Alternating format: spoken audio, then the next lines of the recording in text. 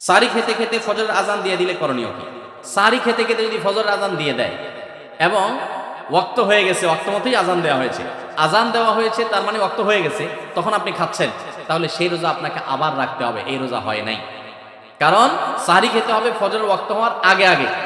ফজরের ওয়াক্ত শুরু হয়ে গেছে, তখনও আপনি খাওয়াতেই আছেন এবং গিলেছেন, তাহলে আপনার রোজা হবে না। যদি এমন হয় যে ওয়াক্ত হচ্ছে তার আগ মুহূর্তে খেয়েছেন, এখন মুখে খাবার আছে, খান নাই, নিয়েছেন খাওয়ার জন্য, বাকি ওয়াক্ত হয়েছে বা আজান হয়েছে দেখে আপনি ফেলে দিয়েছেন, তাহলে রোজা হতে পারে। এখন দেখবেন যে ওয়াক্ত হওয়ার পরে কিছু খাইছেন কিনা, অল্প যদি খেয়ে থাকেন ওয়াক্ত হওয়ার পর, ধরুন আপনার 5:20 আজান হলো বা ওয়াক্ত হলো ফজরের, আপনি ঠিক 5:20 সময় অল্প একটু খেয়েছেন, এক ঢোক পানি খেয়েছেন, বাস এই রোজাটা আপনার আবার রেখে দিতে হবে, কাজা করতে হবে। আমরা অনেকে যদি সাহরি খাইতে না পারি তাহলে আর ওই দিন রোজা রাখি না। অনেক লোক আছে বলে যে আজকে সাহরি খাইতে পারি না, এই জন্য রোজা রাখি না। তো সাহরি না খাইতে পারলে রোজা রাখবেন না কেন? সাহরি খাওয়াটা সুন্নত আর রোজা রাখাটা ফরজ। আপনার সুন্নত ছুটে গেছে, কোনো অসুবিধা নেই, সাহরি না খেলে রোজার কোনো অসুবিধা নাই। সাহরি খাওয়াটা উত্তম। নবী সাল্লাল্লাহু আলাইহি ওয়াসাল্লাম বলেছেন তাসাহারু ফাইন্না ফিস সাহুরি বারাকা, তোমরা রাতের শেষ বেলার খানাটা, সাহরি খানাটা খাবা, এটাতে বরকত আছে, কল্যাণ আছে। দুপুরের খানায় বরকতের কোনো ঘোষণা নাই, অন্য কোনো খানায় বরকতের কোনো ঘোষণা নাই, কিন্তু সাহরির খানাতে বরকতের ঘোষণা আছে। এই জন্য আমরা সাহরির খানাটা মনে না চাইলেও অল্প স্বল্প কিছু হলেও মুখে দেওয়ার চেষ্টা করব, কারণ সেখানে বরকত আছে, কল্যাণ আছে। কিন্তু কোনো কারণে সাহরি মিস হয়ে গেছে, ঘুম থেকে উঠতে পারেন নাই, আজান হয়ে গেছে, তাহলে এই অজুহাতে রমজানের ফরজ রোজা না রাখার কোনো সুযোগ নাই। কষ্ট একটু বেশি হতে পারে ওই দিন, তাতে কিছুই হবে না, আমরা একেবারে মরে যাব না। ধৈর্য ধরা শিখতে হবে। ইমানদারকে আল্লাহ তাআলা সবর করা শেখাচ্ছেন রমজানের মাধ্যমে। এই জন্য ভাইরা, কোনোদিন সাহরি মিস হইলে ওই দিন রোজা মিস করা যাবে না। রাত 12টার পূর্বে সাহরি খেলে রোজা হবে কিনা? যদি কেউ রাত 12টার পূর্বে সাহরি খায় তাহলে রোজা হয়ে যাবে। এমনকি মধ্যরাতে কেউ, শুরুর রাতে কেউ খেয়ে শুয়ে গেছে, সাহরি আর খায় নাই, তারও রোজা হয়ে যাবে। কিন্তু সাহরি খাওয়াটা সুন্নাহ। নবী করিম সাল্লাল্লাহু আলাইহি ওয়াসাল্লাম বলেছেন তাসাহারু ফাইন্না ফিস সাহুরি বারাকা, তোমরা সাহরি খাও, কারণ সাহরির খাবারের ভিতরে বরকত আছে। অনেক মুরব্বীরা আছেন দুপুর রাতে সাহরি খেয়ে ফেলে, গ্রামাঞ্চলে বিশেষ করে। এটা উচিত না। সাহরিটা শেষের দিকে খাওয়া সুন্নাত। সাহরি খাওয়া শেষ হবে আর ফজরের আজান, এই দুইটার মাঝখানে 50টা আয়াত তেলাওয়াতের মতো সময় থাকবে, এটা হলো সুন্নাহ। অতএব সাহরিটা দেরিতে খাওয়া ভালো। কিন্তু যদি কেউ আগে খেয়ে ফেলে, রাত 12টার আগে খেয়ে ফেলে, রোজা হয়ে যাবে, সুন্নাতের খেলাফ হবে।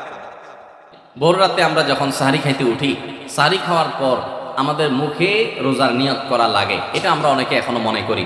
নাওয়াইতু আন আসুমা গাদান, এরপরে কি মিন শাহরি রমাদান। দেখছেন সবার কড়া কড়া মুখস্থ, মাশাআল্লাহ।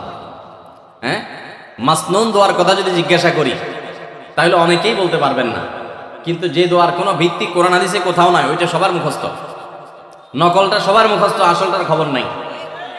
রমজান মাসে বা রমজানের বাইরে কোনো সময় রোজার নিয়ত মুখে উচ্চারণ করা, এই যে নাওয়াইতু আন আসুমা গাদান মিন শাহরি রমাদান, আরো কি কি আছে, এরকম কোনো দোয়া পড়ার কথা কোরআন কিংবা হাদিসে কোনো নির্দেশ আমাদেরকে দেওয়া হয় নাই। আপনি সাহরি খাইতে উঠছেন কি জন্য?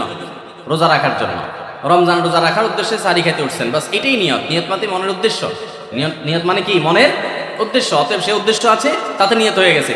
মুখের নিয়ত করাটাকে যারা জরুরি বা আবশ্যক মনে করেন তারা অবশ্যই ভুলের মধ্যে আছেন, এবং এটাকে জরুরি আবশ্যক বানানোর কারণে বেদাত হতে পারে, বরং গুনাহ হতে পারে। রমাদান কেন্দ্রিক একটা ছোট ভুল বলা যেতে পারে যে এই মুখে নাওয়াইতু আন আসুমা দোয়া পড়াটাকে আমরা জরুরি মনে করি। অনেক ক্যালেন্ডার ইত্যাদি দেখবেন এরকম, রমজানের ক্যালেন্ডার, ইফতার সাহরির ক্যালেন্ডার, ওখানে দেখবেন এরকম দোয়া দেওয়া আছে।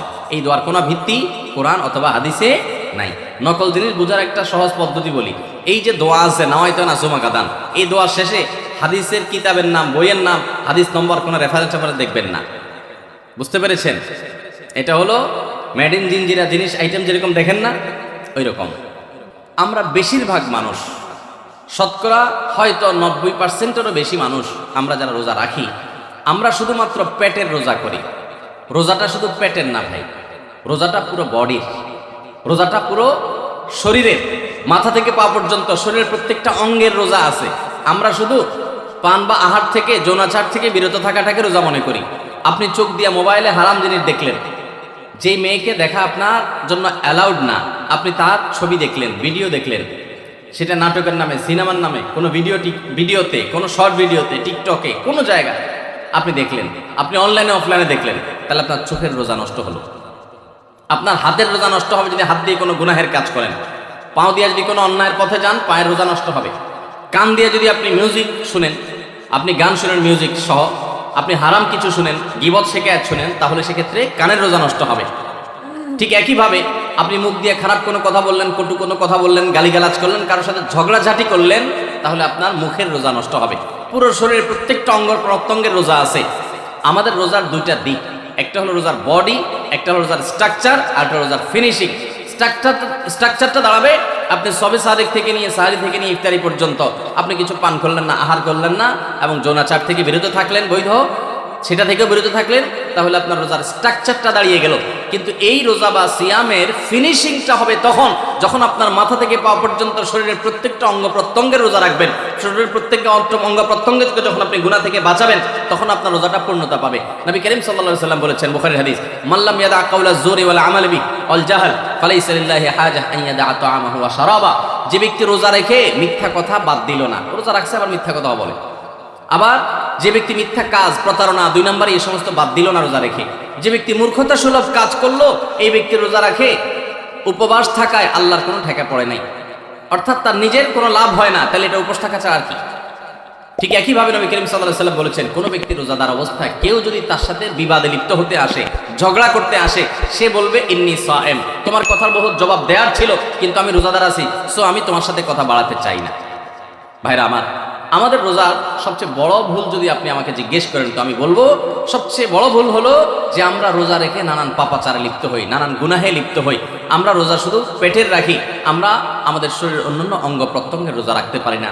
রোজা মনেরও করতে হয়, মন দিয়ে কোনো খারাপ চিন্তা করব না, খারাপ জল্পনা কল্পনা করব না, অন্যায় কোনো কিছু করব না, মনের ভিতরে হিংসা রাখবো না, বিদ্বেষ রাখবো না, কারোর প্রতি শত্রুতা রাখবো না, এটা মনের রোজা। আর পুরো শরীর যখন রোজা রাখবে, তখন এই ব্যক্তি হবে এমন রোজাদার যেই রোজার স্ট্রাকচারও ঠিক আছে, ফিনিশিংও ঠিক আছে, পূর্ণাঙ্গ রোজা রেখে এই ব্যক্তি রাইয়ান নামক গেট দিয়ে প্রবেশের উপযোগী। এই ব্যক্তি স্বয়ং আল্লাহর কাছ থেকে কিয়ামতের ময়দানে সেই মহাপুরস্কারের উপযুক্ত। এই ব্যক্তি সিয়ামের মাধ্যমে কোরআন এবং হাদিসে যত পুরস্কারের কথা বলা আছে সবগুলোর উপযুক্ত হতে পারবে। যে ব্যক্তির রোজা তাকে শুধু পেটের চাহিদা থেকে তাকে দূরে রাখে না, বরং শরীরের সমস্ত অঙ্গ প্রত্যঙ্গ দ্বারায় সমস্ত পাপাচার থেকে বিরত থাকার সংগ্রাম করে, নিয়ত করে, চেষ্টা করে এবং সেটা বাস্তবায়ন করে। আল্লাহ আমাদের সবাইকে তৌফিক দান করুন। সারি ও ইফতারে কোনো দোয়া আছে কিনা? সারি এবং ইফতারের দোয়া আছে, বিশেষ করে ইফতারের দোয়া আছে, সারির জন্য আলাদা কোনো দোয়া নেই। ইফতারের দোয়া হলো বিসমিল্লাহ বলে ইফতার শুরু করবেন, আর ইফতার করার পরে দোয়া করবেন, যাহাবাজ জামা ওয়াবতাল্লাতিল উরুক ওয়া সাবাতাল আজরু ইনশাআল্লাহ। যাহাবাজ জামা ওয়াবতাল্লাতিল উরুক ওয়া সাবাতাল আজরু ইনশাআল্লাহ। আল্লাহুম্মা লাকা সুমতু আলা রিজকিকা আফতারতু, এটাও হাদিসে আছে। কিন্তু এই যাহাবাজ জামা ওয়াবতাল্লাতিল উরুক ওয়া সাবাতাল আজরু ইনশাআল্লাহ যেটা বলেছি, এইটা বেশি অনেক হাদিসগুলোতে আছে এবং সনদ দিক থেকে অনেক বেশি স্ট্রং, অনেক বেশি প্রসিদ্ধ এবং অর্থটা বেশ চমৎকার। যাহাবাজ জামা মানে হলো আমার ক্লান্তি দূর হলো, ওয়াবতাল্লাতিল উরুক মানে শিরাগুলো সব আর্দ্র হলো, যে পানি পান করেছি, ইফতার করেছি, এবং ওয়াসাবাতাল আজরু ইনশাআল্লাহ, আল্লাহর কাছে বিনিময় দাঁড়িয়ে গেছে ইনশাআল্লাহ। এটা ইফতার করার পরে বা কিছুটা খেয়ে তারপরে এটা পড়া সুন্নাত। যাহাবাজ জামা ওয়াবতাল্লাতিল উরুক ওয়াসাবাতাল আজরু ইনশাআল্লাহ। আর ইফতারির একবারে শেষের দিকে আপনার এই ইফতারের শেষের দিকে বা ইফতার শেষ করে তারপর এটা পড়বা। সাহারির জন্য আলাদা কোনো দোয়া আছে বলে আমার জানা নেই, তবে ওইটা দোয়া কবুলের সময় সাধারণ যে কোনো দোয়া আল্লাহর কাছে করি।